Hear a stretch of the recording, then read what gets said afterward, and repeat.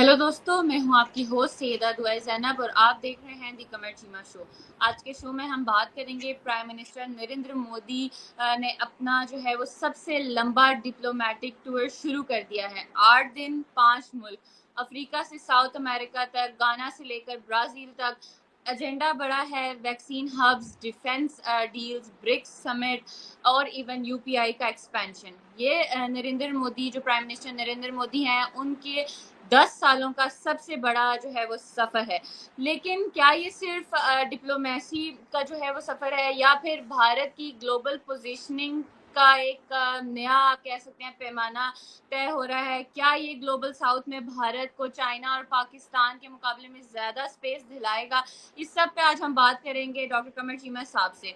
तो जी डॉक्टर साहब, जैसे आपने देखा कि प्राइम मिनिस्टर नरेंद्र मोदी ने अपनी 10 सालों का सबसे लंबा जो है वो सफ़र शुरू कर दिया है। क्या ये सफ़र सिर्फ ग्लोबल ऑप्टिक्स के लिए है या भारत जो है वो दुनिया भर में अपनी सॉफ्ट पावर पुश करके पाकिस्तान को डिप्लोमेटिक तौर पर कॉर्नर करना चाहता है? बहुत शुक्रिया दुआ। देखें, पहली बात तो ये है कि थोड़ा समझना होगा कि जिस तरह आपने शुरू में अपने इंट्रो में कहा कि ये नरेंद्र मोदी के पॉलिटिकल कैरियर का सबसे लंबा ट्रिप है। वो कभी 9 दिन या 8 दिन या 9 दिन मुल्क से बाहर नहीं रहे। और ये भी इतना लंबा ट्रिप है कि मतलब वो कहाँ कहाँ जा रहे हैं। वो इंडिया से निकलेंगे, और वो जाके कहीं अफ्रीका में जाके बैठेंगे, और वहाँ से निकलेंगे, फिर अफ्रीका जाएंगे, ब्राज़ील जाएंगे, और अर्जेंटीना, उसके बाद ट्रिनिडैड एंड टोबैगो जाएंगे, गाना जाएंगे, मुख्तलिफ जगहों पे जा रहे हैं। So starting from I think गाना से ट्रिनिडैड एंड टोबैगो, वहाँ से जाएंगे अर्जेंटीना, अर्जेंटीना से ब्राज़ील, ब्राज़ील से होते हुए वो वापस जाएंगे आई थिंक नमीबिया, और वहाँ से शायद दिल्ली दोबारा आ रहे हैं। सो ये सो फार जो उनका ट्रैवल प्लान है वो है। आपने बड़ी अच्छी बात की ग्लोबल साउथ की। बेसिकली नरेंद्र मोदी जो हैं वो अपने आप को पिच कर रहे हैं ग्लोबल साउथ का लीडर। नॉर्मली जिस अंदाज से वो ट्रिप कर रहे हैं, इस तरह अमेरिकी सदर करते हैं, चाइनीज़ प्रेसिडेंट करते हैं, या और मुल्कों के बड़े लीडर्स करते हैं कि जो दो दो चार चार मुल्कों में इकट्ठे जाते हैं।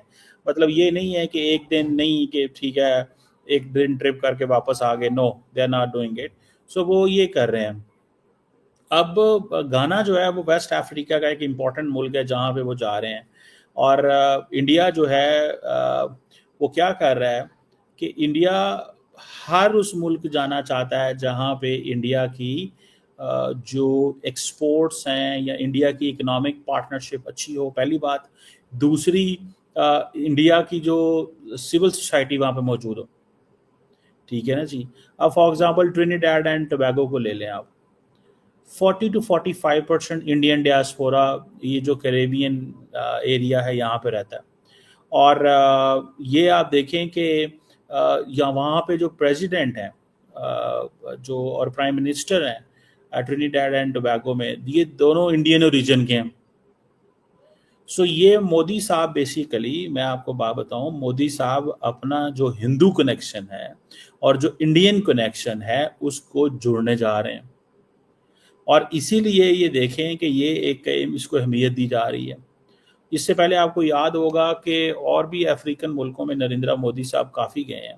सो वो ये समझते हैं कि मुझे यहाँ पे जाने की ज़रूरत है ताकि मैं ग्लोबल साउथ को कनेक्ट कर सकूं, ताकि मैं ग्लोबल साउथ में अपना एक इम्प्रेशन क्रिएट कर सकूं। जैसे फॉर एग्जांपल आप पूरे का पूरा मैप देखें। मैप में अफ्रीका जा रहे हैं और लैटिन अमेरिका जा रहे हैं। तो Africa and Latin America both are basically global south को रिप्रेजेंट करते हैं। ये जो मैप है हमारा ग्लोबल मैप जो है, ग्लोबल मैप को अगर आप देखें तो ग्लोबल मैप की जो पोजीशन है उसमें जो ग्लोबल नॉर्थ है, नॉर्थ आपको पता है इंडस्ट्रियली डेवलप्ड है, रिच है, टेक्नोलॉजिकली डेवलप्ड है, मिलिटरली स्ट्रॉन्ग है, socio economic development, social security बहुत ज़बरदस्त है। साउथ में आपको पता है गुर्बत है। द साउथ से लोग, जो ये जो डेवलप्ड नॉर्थ है, ये साउथ से रॉ मटेरियल लेता है, लेबर लेता है, और चीज़ें जैसे फॉर एग्जांपल आज भी इंडिया के अंदर एप्पल ने 2 लाख नौकरियां क्रिएट की। ठीक है, लेकिन अगर आप ये देखें कि जो 2 लाख नौकरियां क्रिएट करें, लेकिन अल्टीमेट बेनिफिशियरी कौन है? नॉर्थ अमेरिका में अमेरिका, जहां पे एप्पल कंपनी है। इंडिया को क्या मिलेगा? इंडिया मैन्युफैक्चरिंग तो करेगा, ठीक है, लेकिन अल्टीमेट इंडिया बेनिफिशियरी नहीं है।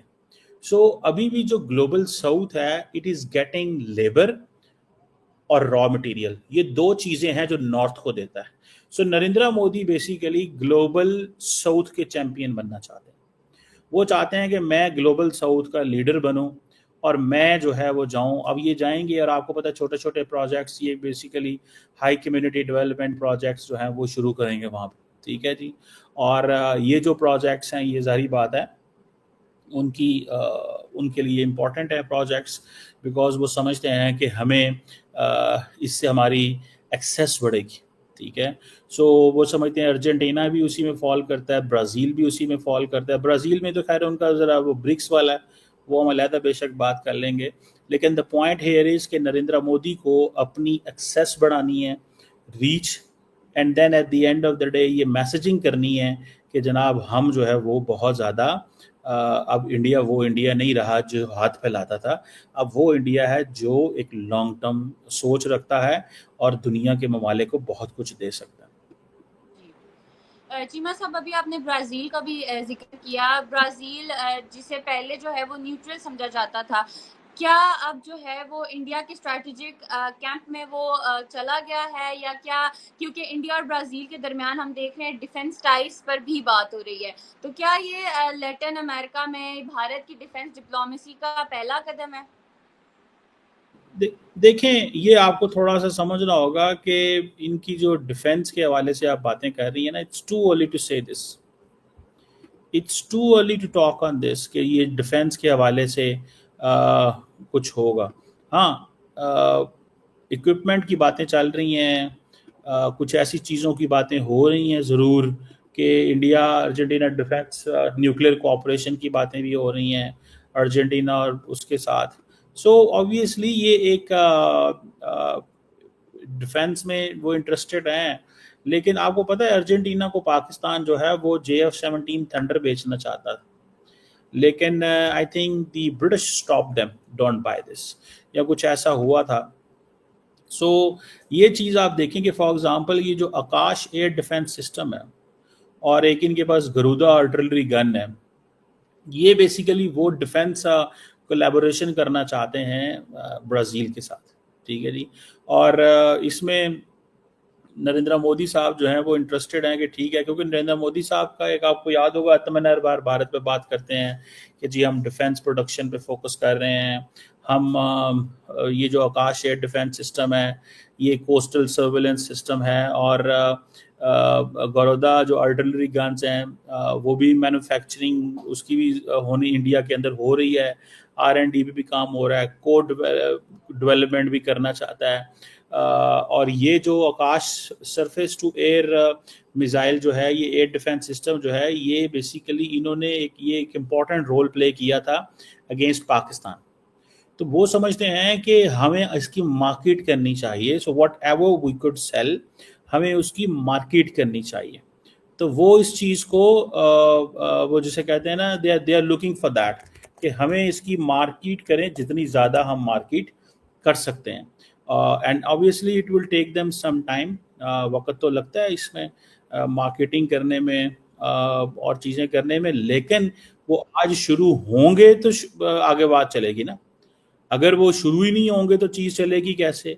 तो वो अपनी इस चीज़ को लेकर के चल रहे हैं और प्लान कर रहे हैं कि हमें अपना इसको, ये जो Akash surface to air missile defence system है, we have to give it to the world, हमें ये दुनिया को देना है और ये दुनिया को बेचना है, ताकि बेसिकली जो पाकिस्तान को वो कहते हैं कि जी हमने ड्रोन गिराए थे जो कि इंडियन टेरिटरी में आए थे, वो हमने इससे गिराए थे। तो ये दैट इज़ समथिंग। और ये जो पाकिस्तान इंडिया की 8-9-10 को जो जंग हुई, उसमें मल्टीपल जो ड्रोन्स थे as per the Indian sources उन्होंने गिराए। और ये Akash air defence missile system जो है, this is medium range surface to air missile system है, जो आप समझ लें कि मल्टीपल थ्रेट्स जो है, जो एयर थ्रेट्स आते हैं वो उनको न्यूट्रल करता है। और सो नरेंद्र मोदी चाहते हैं कि ये, और दूसरा न्यूक्लियर कोऑपरेशन। इंडिया को एक एडवांटेज हासिल ये है कि इंडिया जो है वो, क्योंकि उसने इंडो यूएस न्यूक्लियर डील की हुई है 2005 से, तो इंडिया को ये एडवांटेज हासिल है कि वो टाइम एंड अगेन इस पोजीशन में जरूर मौजूद है। वो इस पोजीशन में ज़रूर मौजूद है कि वो ये समझता है कि हमें जिसे कहते हैं ना, जो एक लार्जर पिक्चर में हमें दुनिया को लेके आना है। लार्जर पिक्चर क्या है कि भाई अमेरिका ने हमें सिविल न्यूक्लियर डील दी हुई है, तो अब हम रेलिवेंट हैं, आईए भी हमें कुछ नहीं कहेगा, बाकी ममालिक भी कुछ नहीं कहेंगे, हमारी सर्विसेज का फ़ायदा उठाया जाए। ठीक है, सो ये चीज़ें जो है ना, वो न्यूक्लियर कोऑपरेशन ये मौजूद है, ये रहेगा और ये ख़त्म नहीं होगा। और इंडिया अपने आप को ग्लोबल साउथ के ममालिक को कह रहा है कि तुम अमेरिका ना जाओ, बाकी जगहों पे ना जाओ, तुम मेरे साथ अटैच रहो, मैं तुम्हें बहुत कुछ देने की पोजीशन में हूँ, मेरे साथ डिफेंस स्पेस टेक्नोलॉजी में काम करो। लेकिन सवाल ये है, जैसे फॉर एग्जांपल वो कहते हैं कि हम डिफेंस स्पेस टेक्नोलॉजी में आपके साथ काम तो करना चाहते हैं, लेकिन इट्स नॉट दैट इजी तो नहीं है। इंडिया इटसेल्फ अभी डिपेंडेंट है। ठीक है, अभी इंडिया फुली जो है वो इंडिपेंडेंट नहीं है। इस चीज़ को वो लोग समझते हैं कि India is not fully independent, India is dependent. So let's see Modi साहब क्या पैकेज ऑफर करते हैं, क्या करेंगे, how things will shape there. और लेकिन ये है कि ये जो डिफेंस पार्टनरशिप की आप बात की और ये जो आकाश सिस्टम्स हैं, इंडिया के लिए ये इंडिया की वो जिसे कहते हैं ना अप्रोच काफ़ी बिल्ड होगी इससे। चीमा साहब, अगर हम इधर बात करें गाना की, तो 30 साल बाद हमने देखा कि किसी इंडियन प्राइम मिनिस्टर का गाना का टूर है।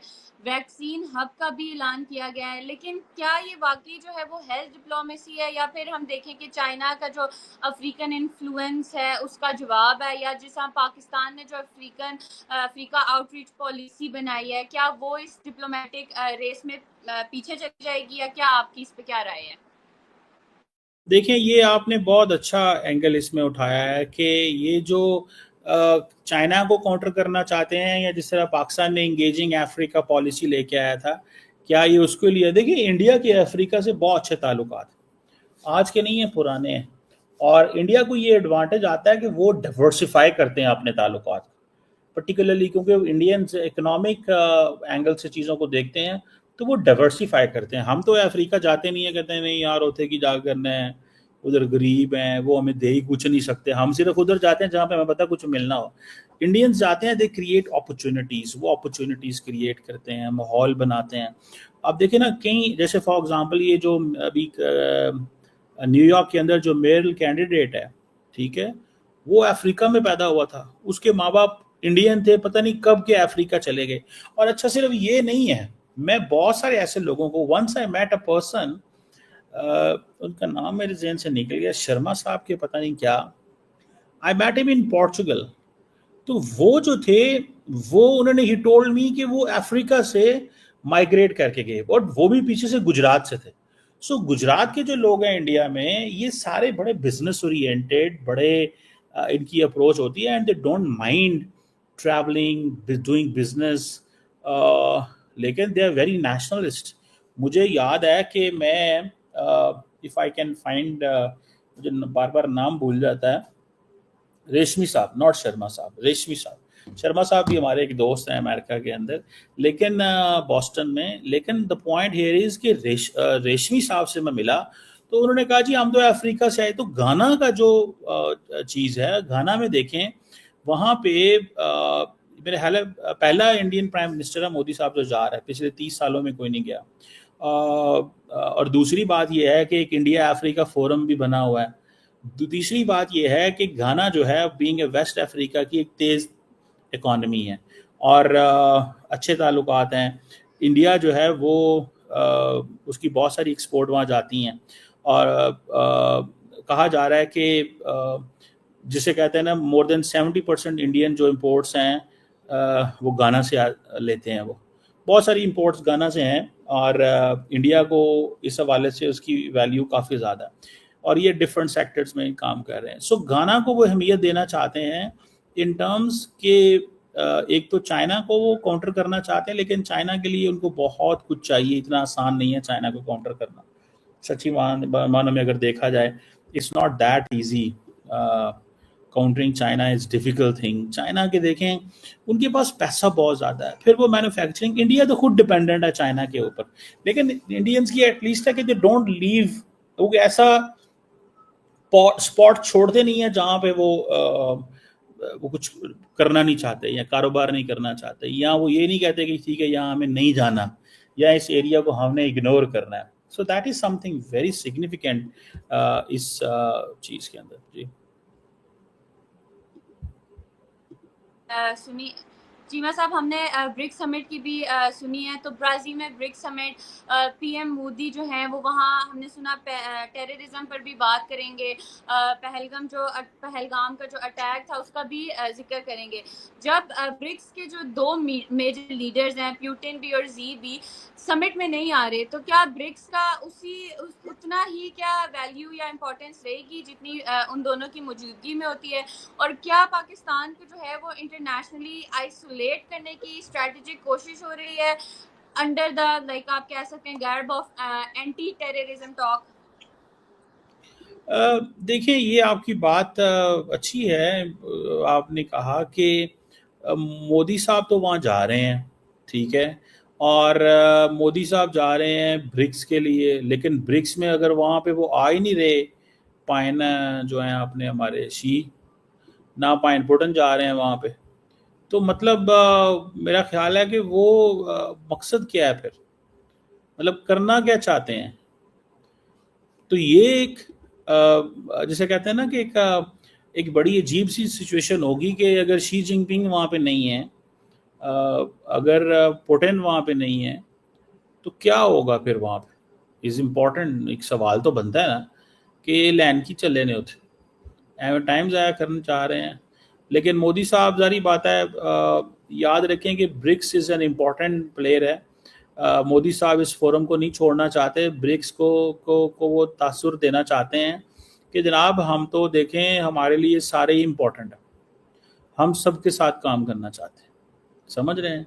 सो अभी ये जो प्रेसिडेंट लूला द सिल्वा है वहाँ पे, ये मोदी साहब के करीब हैं, और दूसरा ये है कि मोदी साहब चाहते हैं कि इनके साथ भी हमारी बायलैटरल रहना चाहिए। देखिए, ब्राज़ील साउथ अमेरिका का सबसे बड़ा मुल्क है और बायलैटरल रिलेशंस भी मौजूद हैं, और मेरा ख्याल है कि मोदी साहब वहाँ स्टेट विजिट के लिए जा रहे हैं, ठीक है जी।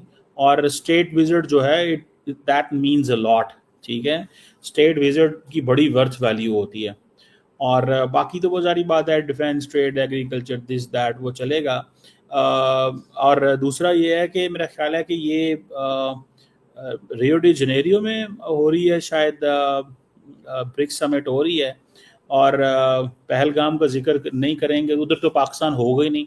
लेकिन आपको पता है Pakistan has already applied for the BRICS, हमने किया हुआ है, और हमारे साथ वो हमें उन्होंने लेना है। तो वहाँ पे अकेले होंगे, जो मर्जी बोलते हैं, हमने कौन सा होना है वहाँ पे, ना हमने वहाँ पे जाना है ना आना है। अगर हम होते तो हम जवाब देते। तो ये एक चीज़ है, लेट्स सी वहाँ पे मोदी साहब हमारे खिलाफ बातें करेंगे ऊंची ऊंची, हम और हमारा वो नैरेटिव हमारे बारे में लेके आएंगे। लेकिन एक चीज़ है कि क्या, कैसे, कब, किधर क्या होगा, टाइम ही बताएगा, अभी तो देखते हैं। लेकिन चीमा साहब, एक आखिरी सवाल आपसे है कि पाकिस्तान के हवाले से अगर हम देखें तो क्या पाकिस्तान की जो फॉरेन पॉलिसी है अब सिर्फ रिएक्शनरी बन गई है, और भारत का अगर हम देखें तो वो प्रोएक्टिव ग्लोबल अलायंसेस बना रहा है? देखें, इसमें थोड़ा सा आपको पता होना चाहिए कि हम, जारी बात है, साइलेंट रहते हैं। उसकी वजह क्या है कि क्या करें। देखिए, इंडिया तो इकोनॉमिक टाइज बहुत ज़्यादा है उसकी, ठीक है, कारोबार करता है, हम कारोबार नहीं करते लंबा चौड़ा, जो कि हमें करना चाहिए। कारोबार करेंगे तो रेलिवेंस बढ़ती है, वैल्यू बढ़ती है, हमें कारोबार करना चाहिए, ये है हमारी वो चीज़ जो होनी चाहिए, एक बात। दूसरी बात जो इसमें जो चीज़ है वो ये है कि इंडिया अपने ताल्लुकात तो बनाना चाहता है, लेकिन India doesn't do all that for itself. India does it for अपने उसके लिए भी तो करता है, चाइना के लिए भी तो बहुत कुछ कर रहा होता है। और देन इंडिया ये भी तो समझता है कि हम एक इंडिपेंडेंट बड़ा मुल्क हैं, हमें अपना भी तो असर रसूख होना चाहिए। अगर हमारा चाइना के साथ भी कंपटीशन ना हो, पाकिस्तान के साथ भी कुछ नहीं करना, तो वैसे ही इंडिया अब एज ए ग्रेट प्लेयर के तौर पे इमर्ज कर रहा है। तो वो समझ जाए कि ये जो ग्रेट पावर प्लेयर है, ये हमें इसकी वो करनी चाहिए, कोई ना कोई इसकी रेलेवेंस वैल्यू हमें होनी चाहिए। सो इस चीज़ में हमें ज़रूरत पड़ती है जंग के दौर में इंडिया के ख़िलाफ़। तो वो हमें सपोर्ट मिल गई थी, आपको चाइना ने, तुर्की ने, आज़रबाईजान ने सपोर्ट दे दी खुल के, और बाकी दुनिया खामोश रही, साइलेंट रही। The job is done. इस चीज़ का इंडिया को बहुत गुस्सा है कि एटलीस्ट हमारे साथ कोई मुल्क क्यों नहीं खड़े। इसीलिए ये ट्रिनिडाड एंड टोबैगो और इन मुल्कों के पास जा रहे हैं इंडिया, नरेंद्र मोदी साहब। और उससे पहले आई थिंक किसी और मुल्क भी, जैसे वो शशि थरूर का ट्रिप गया था, तो वो भी एक चीज़ है। समझ रही हैं आप बात को? तो वो भी एक चीज़ है कि वो भी एक वो चलता रहेगा। तो वो अब वहाँ पे जाना पसंद करते हैं जहाँ पे इंडियन ओरिजिन के लोग मौजूद हों, ताकि वो कनेक्शन हो। और जब भारत पाकिस्तान की लड़ाई जंग हो, तो एटलीस्ट ये ममालिक पाकिस्तान के खिलाफ बोल सके, हम कहें जनाब हमें ट्रिनिडाड एंड टोबैगो ने सपोर्ट की थी, हमें फलां मुल्क ने सपोर्ट की। सो ये चीज़ एक करना चाहते हैं, देखते हैं ये मुल्क क्या करते हैं, किस तरह करते हैं। चीमा साहब, बहुत शुक्रिया चीमा साहब। तो दोस्तों, आज हमने बात की प्राइम मिनिस्टर मोदी के 10 सालों का सबसे लंबा सफ़र, डिप्लोमेटिक टूर के बारे में। 8 दिन, 5 मुल्क, अफ्रीका से साउथ अमेरिका तक, गाना से लेकर ब्राज़ील तक, जिसमें वैक्सीन हब्स, ब्रिक्स समिट है, डिफेंस टाइज हैं, डिफरेंट चीज़ें आज हमने तफसील से बात की। Let's see where it goes. फिर मिलेंगे एक नए टॉपिक के साथ, नए एपिसोड में। Take care.